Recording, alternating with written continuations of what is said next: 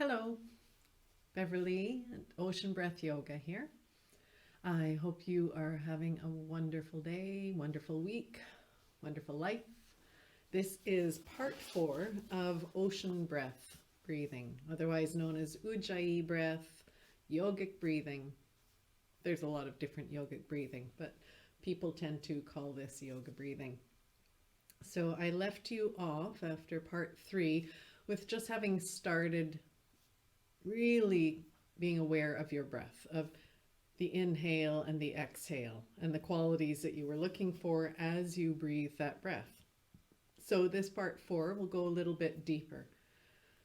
See, it's not a simple thing, retraining a habit you've built over your lifetime. So why not break it down and do it in small portions so that it actually does change? You want to find a way to breathe that supports the yoga practice, supports you moving throughout your days, throughout your life, then take the time to actually make it something usable for you.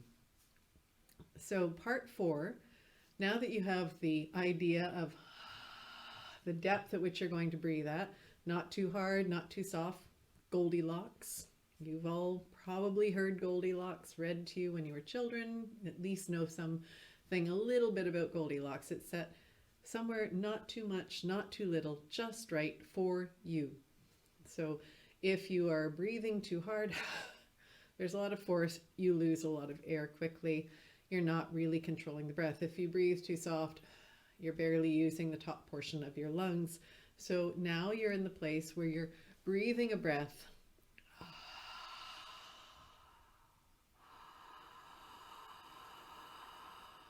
that is strong and supportive. Now you want to find an awareness of how to use your body a little more now that you have the breath. You're sitting tall, you've got that part. You understand a bit more about how the tissues are moving, how the connective tissue, your muscles, your structure support you in breathing. Having your head stacked over your neck, your cranium over top of your neck, really helps because your airway will stay open. If your head is forward, that's not stacked, you're so busy holding up your head, it's really hard to breathe in a way that supports you. So find all of that. You can lay your hands on your knees and gently press against the knees so your shoulders pull back a bit, then you'll feel it. There's more space in your chest. And try that breath that you've been working on. Take the breath in and let the breath come out, the same sound. Try that again, in and out. And keep doing that. While I talk, just work with the breath a bit. Practice, get yourself back into awareness. It takes a little bit for it to catch up. And then check in. There might be a part of the breath that you find easier than the other. For some people, the inhale is far easier, less distressing. For some people, it's the exhale. It just could go on forever. There can be so many reasons for that difference. Some of them are stress, or there's underlying things that you've dealt with in your life that make you feel like you're constraining something or searching for breath. Maybe you fell in a lake once and you needed breath and you couldn't take it. You're going to have to get through those layers along the way. So don't push it past what you're ready for. Just go to what you can do without distressing your body. You want a gentle stress of the tissues, of the organs, of your way of being, but you don't want to stress it so much that it wants to curl up under a rock and hide. So be kind to yourself as you learn to reclaim your breath. So now that you have that breath, you're going to concentrate first on the exhale. Every time you exhale, you're going to feel your low abdomen drawing inwards. So not everyone usually thinks abdomen means your navel or above. I'm not talking about that area. Your core, where the work does, where there's support that holds you up, is your low abdomen down below your navel. 2 or 3 finger widths below is the place you want to concentrate on. For those of you who've practiced yoga for a while, that would be around your second chakra. So find some length in the spine. Take the breath in. And when you exhale, feel your low abdomen drawing towards your spine as if it's moving in and then slightly being pulled up towards an internal center. So I had somebody explain it years ago as drawing a small letter J. And I think that's a great analogy because you all know a small letter J is just that little curve and a lift.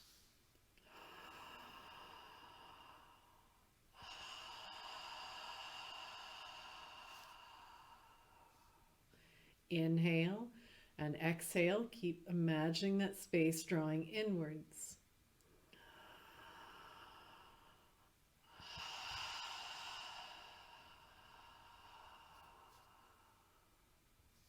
In. Concentrate on that exhale and what muscles are working. Do 2 more of those breaths.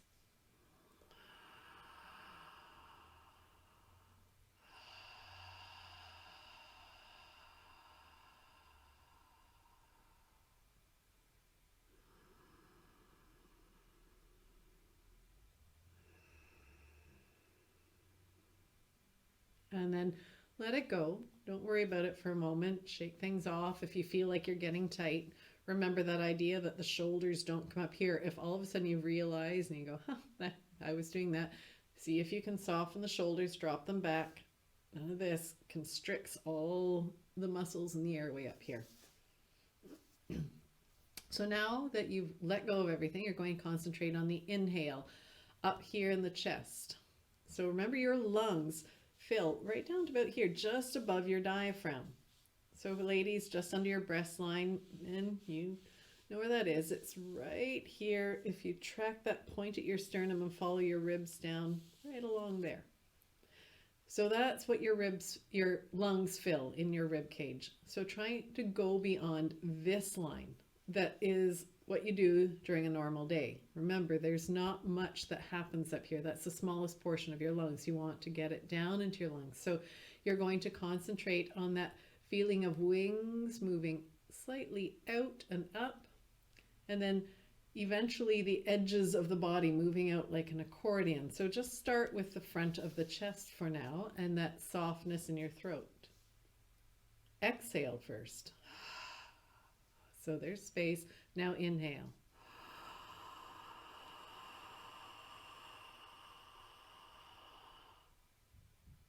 And let it go. Don't worry if it wasn't as long as my breath. Don't try and be as extended as I am. Go with what works for you so you don't constrict all of a sudden.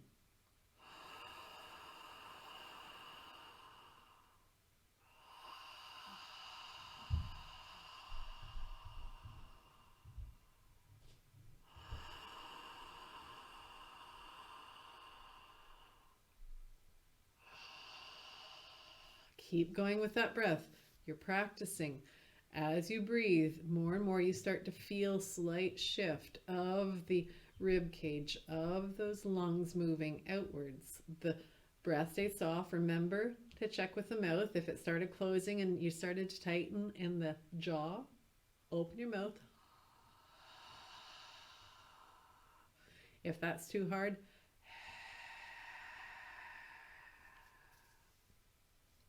just 3 more of those inhales. Really concentrating on expanding. Find that point where you feel like you might be going too far and then just let the exhale go there. Don't go beyond it for now. Just notice that that edge might keep changing. No different than other tissues in your body during a pose.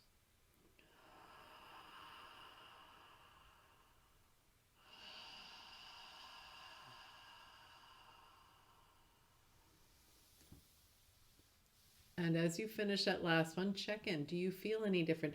You might feel a bit fuzzy. You might have caught yourself yawning. Yawning's a great indication that your lungs aren't used to this and they're trying to open up space.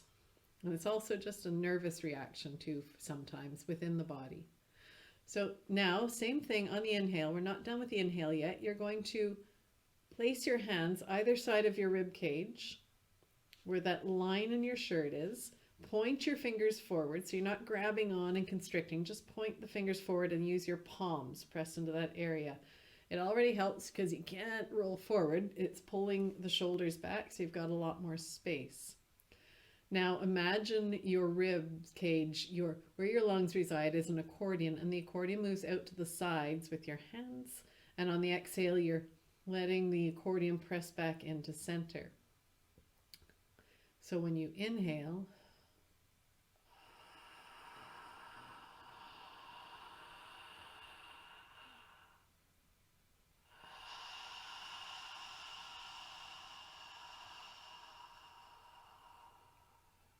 you actually feel the rib cage starting to move. Don't worry if it's not a huge movement. You're looking to feel that movement outwards. So start with your next breath. Hands are on those edges of the shirt. As you inhale,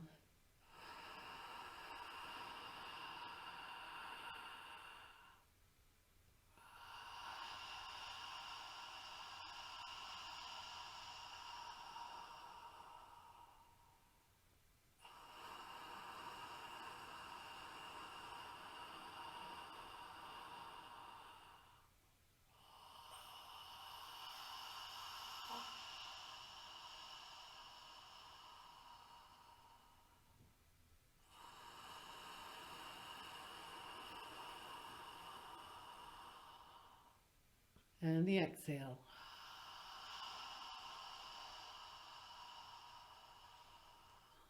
Let your hands come down and just try 3 breaths without your hands at your rib cage.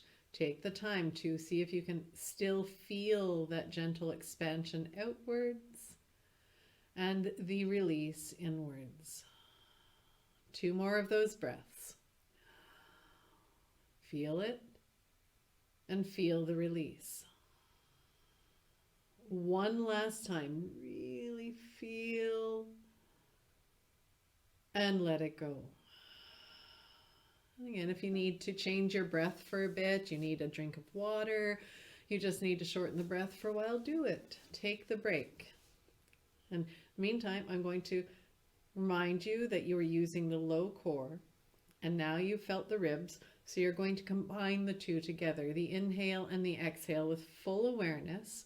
When you exhale, feel the low abdomen drawing inwards and an opening still here. As you inhale, keep that low core engaged and notice that the breath will move into your solar plexus and your chest.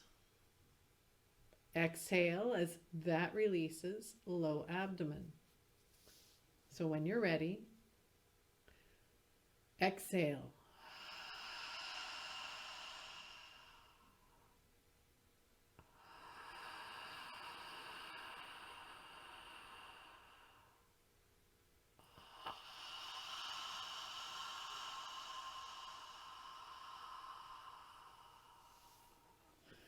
Keep it going. I'm just going to show you what you're going to pay attention to.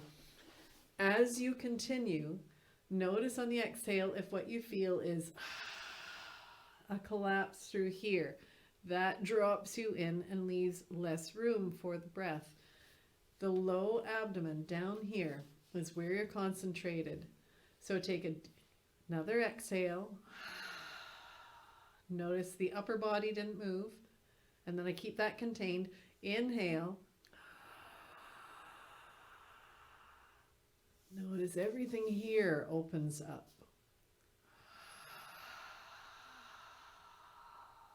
The spine itself isn't shifting.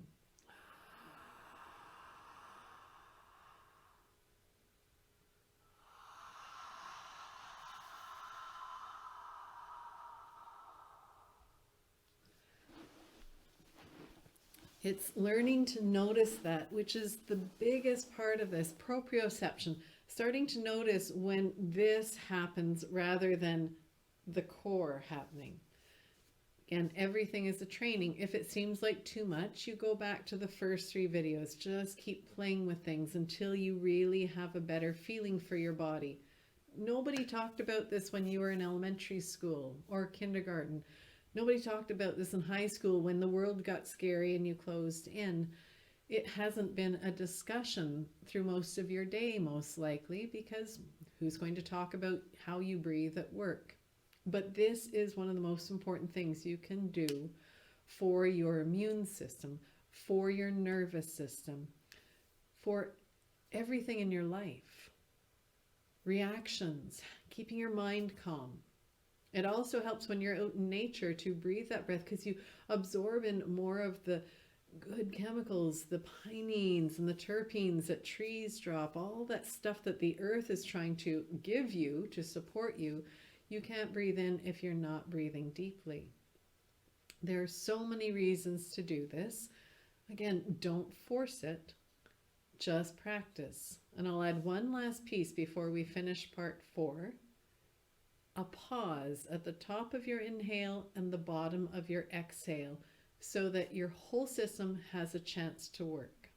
So if you're starting to feel that you can easily move through those breaths, what you will do at the top of your inhale is pause, and a very short pause like this.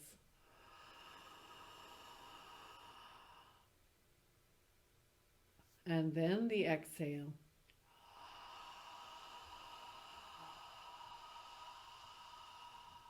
Pause. And then the inhale.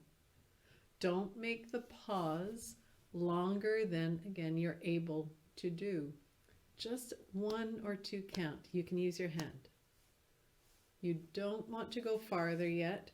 You just want your body to become comfortable with the idea that you pausing isn't you stopping breathing. And once it realizes that you'll be okay, kind of like when you leave a new puppy at home and it's freaking out because you're never going to come home again, and 5 minutes later you come in and he goes, oh, okay. They came back, and you keep doing this, and eventually you can leave the puppy at home because he knows you haven't left it. Same with your breath. 1 or 2 count on your exhale, at the bottom of your exhale, so that your body's okay with it, and then you can breathe in easily without sucking in air. And at the top of your inhale, again, pausing so that your body knows it's not underwater, unable to breathe. Let it go after a couple of moments. Train it. And just keep doing that. The inhale and the exhale.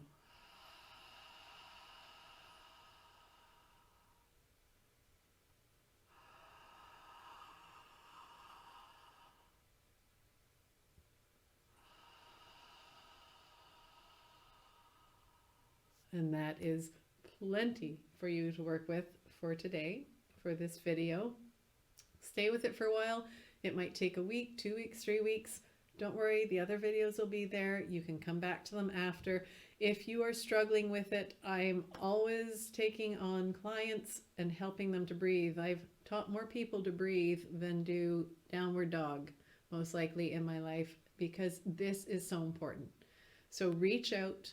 I will not play down what goes on for you. I will work with you where you are at, and I won't assume that you should be able to get it like that. Until then, just use the videos. They will be enough, honestly. Take care. Namaste. Part 5 coming soon.